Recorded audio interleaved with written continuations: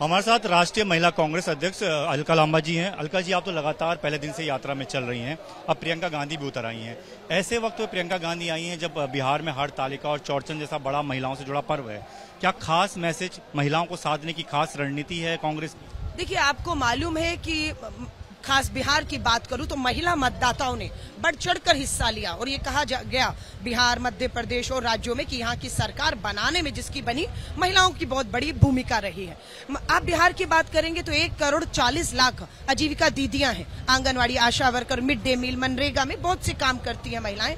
और ये था कि प्रियंका जी के आने से इन महिलाओं को भी एक आवाज बुलंद मिलेगी, जो आज होते हुए आप देख रहे हैं कि प्रियंका गांधी जी खुद 2 दिन के लिए, आज 10वां दिन है, कल 11वां दिन है, 26-27 को बिल्कुल यात्रा में रहेंगी।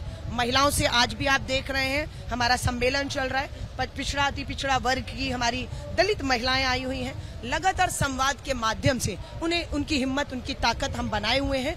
बहुत सी महिलाओं का वोट कटा है, चिन्हित किया गया है महिलाओं को, क्योंकि महिलाओं का जो है वोट मायने रख रहा था एक तरफे फैसले में।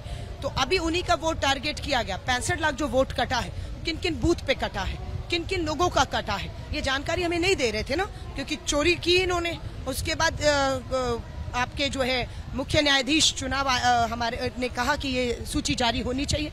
अब ये सूची सबके सामने आ रही है। आप देख लीजिएगा ये कौन से बूथ है जहां पर 2024 का जो चुनाव लोकसभा को है भाजपा वहां हारी है, और अधिकतर ये वो बूथ है जो दलित, आदिवासी, पिछड़ा, अति पिछड़ा वर्ग के हैं। तो इन सब चीजों के खिलाफ, और महिला में कहूंगी अपराध, मैं अभी हम लोग भागलपुर में थे और वहां पर एक बच्ची छात्रा को चाकुओं से गोद डाला गया। पिता से मेरी बात हुई, कलकत्ता इलाज के लिए बच्ची को लेकर गए हैं। 9 साल की बच्ची, मुजफ्फरपुर की, बलात्कार होता है, इलाज नहीं मिलता। सो महिला सुरक्षा भी इस चुनावों में बहुत बड़ा एक मुद्दा, महंगाई, महिला सुरक्षा और आजीविका दीदियों का बना हुआ है कि उनको जो मानदेय है वो इतनी महंगाई, बेरोजगारी में कम है। पलायन, रोजगार, अपराध, राजधानी में आपने देखा पटना में एक के बाद एक व्यापारी को किस तरीके से अस्पताल हो हर जगह। तो आज ये सरकार पूरी तरह से 20 साल की सरकार कम नहीं थी, फेल हो गई। ये 20 साल की सरकार अपने काम नहीं गिनवा रही। ये 20 साल पहले लालू जी का राज, तो साफ पता लगता है कि चुनाव हार चुके हैं। अपने 20 साल की उपलब्धियां गिनवाने के लिए कुछ नहीं बचा है। वोट चोरी करके अपनी सरकार को दोबारा लाना चाह रहे थे, जिसपे अब सेंध मारी हो चुकी है, संभव नहीं है। क्योंकि सीतामढ़ी दोनों लोग जा रहे हैं, प्रियंका भी इस दौरान यहाँ रहेंगी, और सवाल ये लगातार उठता रहा है कि राम विरोधी हैं राहुल गांधी और पूरा गांधी परिवार, जाता नहीं है, राम मंदिर बनता है। सीतामढ़ी क्योंकि जानकी का मंदिर है, क्या वहां पर प्रियंका राहुल जाएंगे? मैं फिर कह रही हूँ, वो जाएं वो नहीं जाएं, जो गया है वो नहीं गया है।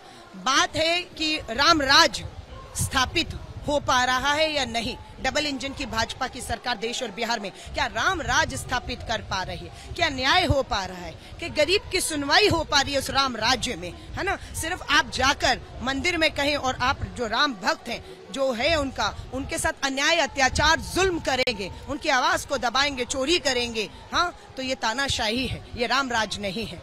और राम राज कैसे स्थापित होगा वो हम करके दिखाएंगे। क्योंकि राम सीता की बात हो रही है, आखिरी सवाल, अनुराग ठाकुर का ये बयान काफी चर्चाओं में है। उन्होंने छात्रों से संवाद करते दौरान कहा कि अंतरिक्ष पर जाने वाले पहले व्यक्ति हनुमान जी। देखिए, मैं वही कह रही हूँ, कहाँ ले जा रहे हैं ये इस 21वीं सदी के भारत के भविष्य और युवाओं को।